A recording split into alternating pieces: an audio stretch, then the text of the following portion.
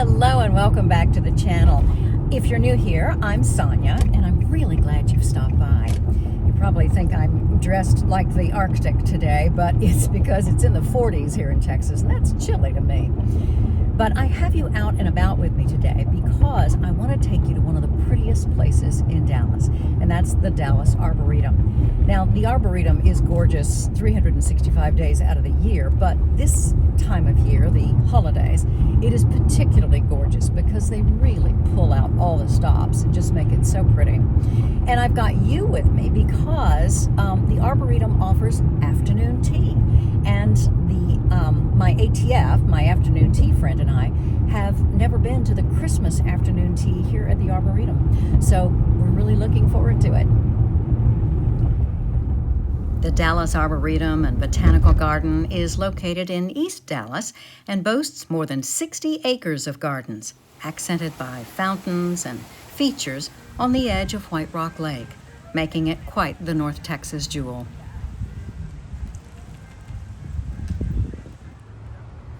The holidays at the Arboretum are really splendid, especially at Christmas, with a Christmas village that goes up, treating children and adults to a charming and magical wonderland. I mean, it's enough to make you think you're in a Hallmark Christmas movie. Complete with a hot chocolate stand, of course.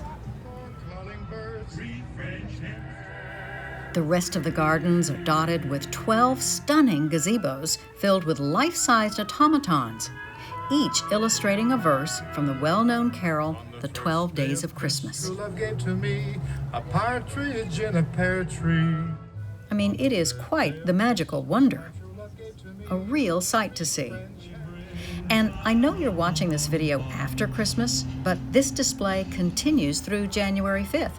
So you might still have time to come see all of this.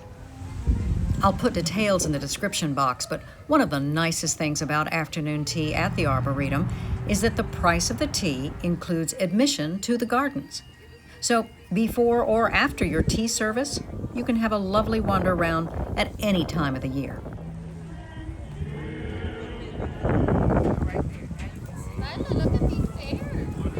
But we are here for afternoon tea, so let's go inside.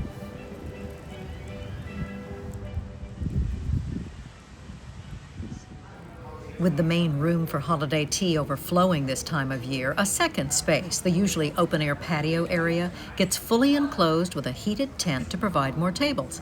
That's where we are today. It's very comfortable. The menu looks so appetizing. Speaking of which, the first course is a little starter of chestnut soup with a ribbon of sour cream. Chestnut soup? It was just warm and somewhat bland, but tasted okay. I don't think I would ask for a bowl of it, though.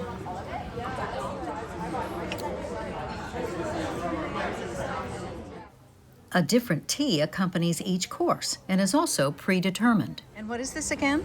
This is blackberry jasmine tea. Blackberry jasmine tea. Yes, ma'am. And this will go with anything on the table, honey, or maybe some sugar or some creamer. It will go good with everything. How about?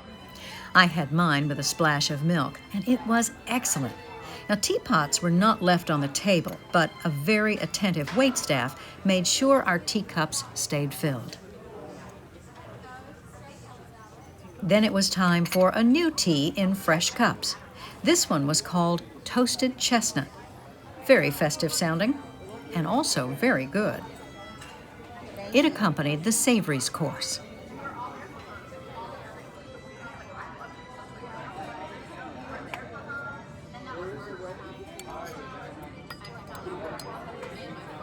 Here for y'all, okay? So right at the top, we're gonna have our chicken salad with some cranberries and almonds on a little filo shell. Right below, we're gonna have our ham and pimento cheese on our multi-grain bread. And right on the side, we're gonna have our cucumber with some whipped ricotta on our white bread. Right below, we're gonna have our radish, watercress, earth butter on pumpernickel bread. And right on the side, we're gonna have our avocado BLT. Alrighty, I'm gonna give this to you. And y'all enjoy.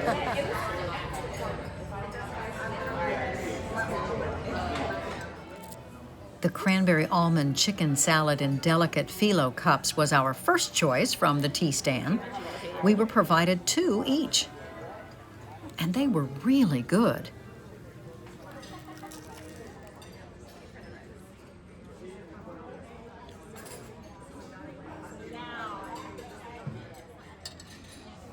Next were the traditional cucumber sandwiches made with whipped ricotta cheese. They looked perfect, but unfortunately, as has happened to us at other tea venues, the bread was quite stale. Truly an oddity, since cucumber is such a moist filling, the challenge is usually making sure the bread doesn't become soggy.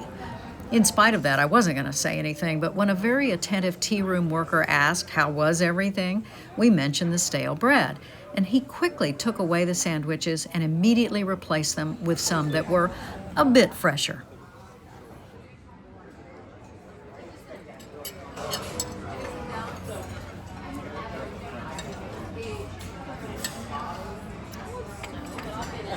The ham and pimento cheese sandwiches were next. They were very fresh and very tasty, as were the radish and watercress canapes with herb butter. Very nice.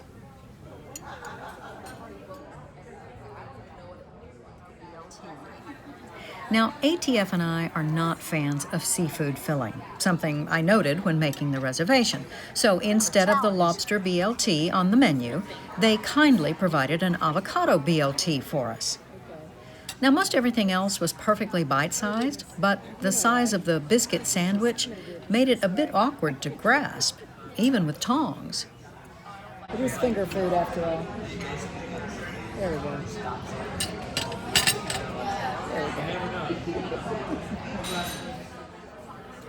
And eating it, well, you really just needed two hands.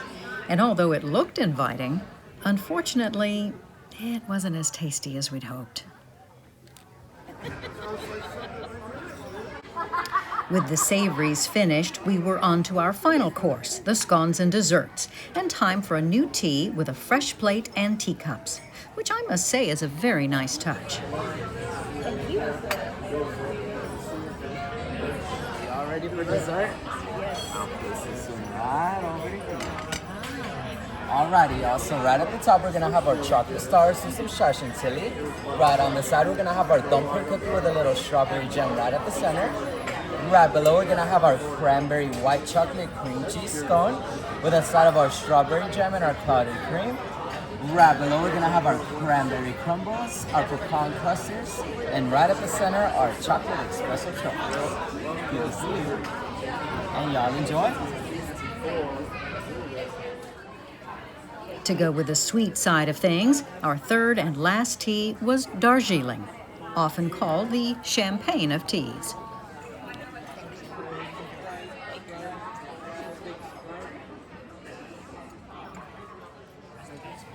Of course, as is tradition, we began with the scones. Cranberry, white chocolate, and cream cheese, served with clotted cream and strawberry jam. I'm happy to say the clotted cream was the real thing, although I can never understand why U.S. tea rooms seem to be so shy about giving enough of it. The tiny portion we got was not enough for one person, let alone two. Perhaps it's because American scones are often so much sweeter, they assume we won't need much jam. But who doesn't need a lot of clotted cream?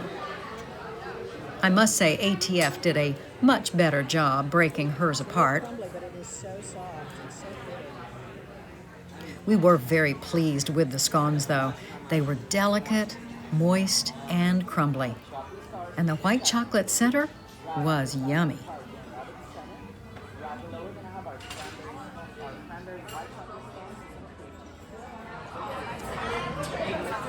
Then it was on to the desserts. The thumbprint cookies looked good.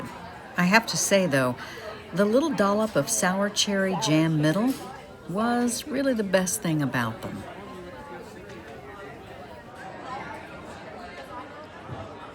Oh, but now the chocolate stars with the piping of chai chantilly on top, oh my, they were amazing. They were moist and rich, like a brownie. I mean, they were really wonderful. Oh, I like that. Then it was on to the pecan clusters. The flavor was really excellent, very good.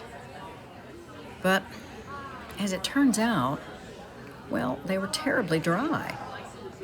That was really disappointing. Now, I imagine such a cookie would be better maybe dunked, something that would not be acceptable at afternoon tea. Next up, the cranberry crumble, which looked beautiful.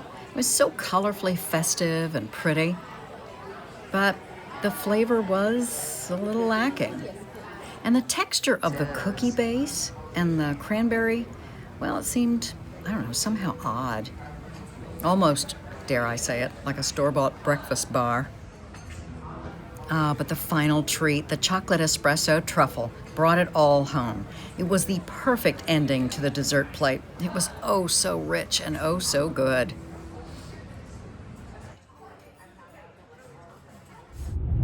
So, what do we think about that? Well, I have to say, I thought this was an excellent experience. Probably on a scale of 1 to 10, I'd give it an 8. There were a couple of things, as I noted, food-wise, but for the most part, everything was wonderful. The service was impeccable. Most all of the food was really good. And the tea, even though they select the tea for you to have with each course, it was still excellent. It was all really very good, and it was all hot and very well blended. It was just really lovely. Again, 8 out of 10, I would say. And of course, you know, attending the Arboretum, oh my goodness, you know, walking through all of that beauty and those lovely Christmas decorations. I mean, you just can't beat that. I hope you enjoyed this video as much as I enjoyed making it. And if you did, please give it a thumbs up and consider subscribing for more afternoon tea videos. Until next time, and a Happy New Year to you all. Bye-bye.